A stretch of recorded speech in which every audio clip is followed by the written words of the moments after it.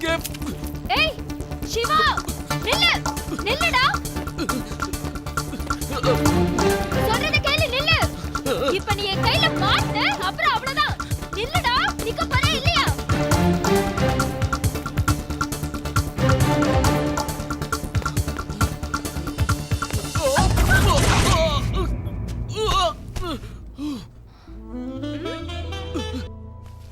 ஏய் நாலு இடத்துல திருடுறவனை கூட நான் மன்னிச்சு விட்டுருவேன் உன்னை அவ்வளவு சீக்கிரத்துல விட மாட்டேன் ஏன் தெரியுமா திருடன் கூட காசையும் பொருளையும் தான் திருடுவான் ஆனா நீ இந்த போலீஸ்காரியோட மனசையே திருடின ஏய் உனக்கு எவ்வளவு தடவை சொல்றது என் பின்னாடி சுத்தாதானே நீயா ஐ லவ் யூன்னு சொல்ற வரைக்கும் உன்னை நான் விடவே போறதில்ல உனக்கு எனக்கு லவ்வா நீ டிபார்ட்மெண்ட் பவர்ல வேலை செய்றவ நான் எலக்ட்ரிக் பவர்ல வேலை செய்றவன் எங்க இருந்து ஒத்து வரோம் லவ் இன்னைக்கு நேத்திக்கு வந்ததுன்னு நினைக்காத நான் வயசுக்கு வந்தப்ப எங்க வீட்டு ஃபங்க்ஷனுக்கு மைக் செட் போட வந்தியே அன்னைக்கு உன்னை பார்த்து விழுந்தவதான் நான் தயவு செஞ்சு என்ன விட்டுறேன் கையெடுத்து கும்புறேன் தாயி உன்னை பார்த்து 10 நாள் ஆச்சு ஒரே ஒரு முத்தம் கொடுத்துரு உன்னை நான் விட்டுறேன் முத்தம் தானே கொடுத்து தொலைக்கிறேன் மேல இருந்து எழுதுரு ஓகே குடு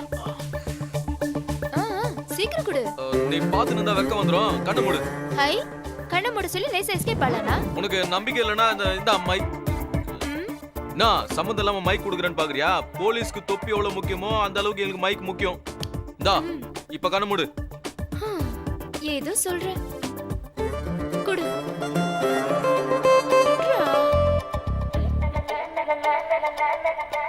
குடு டேய் உன் மைக் எங்க விட்டுட்டு போறியடா அது டம்மி மைக் ஒரிஜினல் மைக் என்கிட்ட தான் இருக்கு நீயே வச்சுக்கோ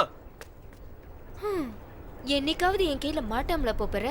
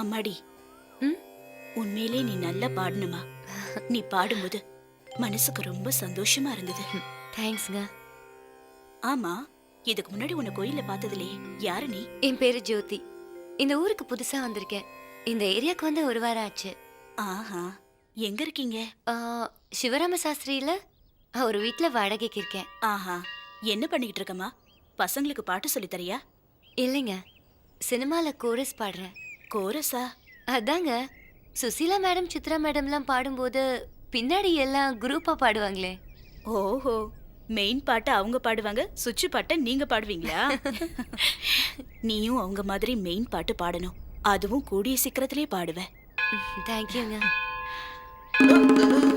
டேய் சாலமா என்னடா ஒளிஞ்சிட்டு இருக்க வெளியில வாடா இல்லம்மா அது வந்து என்னடா ராத்திரி ஆனா குடிச்சிட்டு உன் பொண்டாட்டிட்ட கலாட்டா பண்றியா என்ன சிவாவை அனுப்பணுமா ஐயோ சொல்லிடாதீங்கம்மா சிவா தம்பிக்கு தெரிஞ்சதுன்னா என் கால ரெண்டே ஓடிச்சு அடுப்புல வச்சிருவாரு இனிமே அந்த மாதிரி எல்லாம் செய்ய மாட்டோம்மா அந்த பயம் இருந்தா சரிதான் இந்த ஏரியாவே சிவா ஒருத்தனுக்கு தான் பயப்படுதுமா சிவா யாரு என் பையன் இவங்கள மாதிரி ஆளுங்களுக்குலாம் அவன் தான் கரெக்ட் சரிங்க எனக்கு ரெக்கார்டிங்க்கு நேரம் ஆயிடுச்சு நான் புறப்படுறேன் மறுபடியும் கோயிலுக்கு எப்ப வருவேன்னு சொல்லு உன் பாட்டை கேட்கணும் போல இருக்கு ரொம்ப சந்தோஷங்க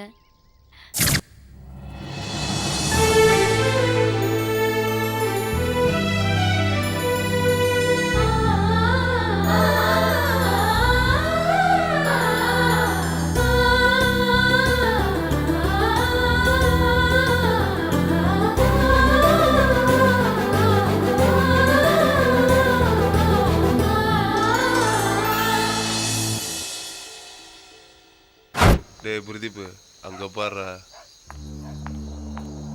சோக்கு ஃபிகர் சைலண்டா சுத்து போடுங்க கரெக்ட் பண்ணலாம். டேய் டேய் ஃபிகரை பார்த்தா ஃபேமிலி ஃபிகர் மாதிரி தெரியல.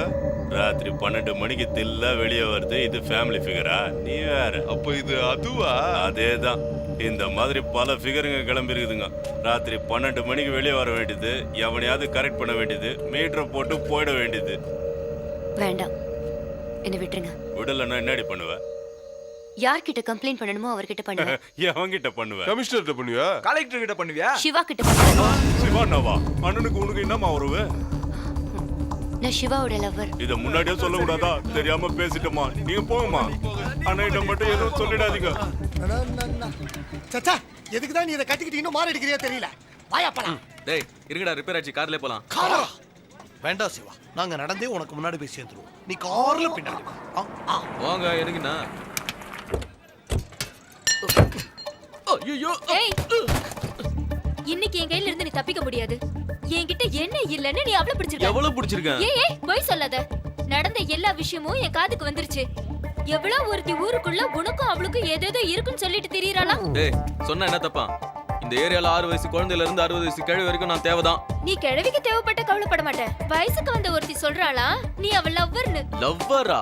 அந்த விஷயத்தை கேட்டதும் என் மனசு சுக்குநூறா உடைஞ்சிருச்சு தெரியுமா? நீயே பாரு. தச்சி கையெடு. என் பின்னாடி சுத்தி இருக்க உன்னையே நான் லவ் பண்ணல. எவ்வளவு ஒருத்தியை நான் எப்படி லவ் பண்ணுவேன்? இந்த தில்லாலங்கடி வேலையில என்கிட்ட வச்சுக்காத.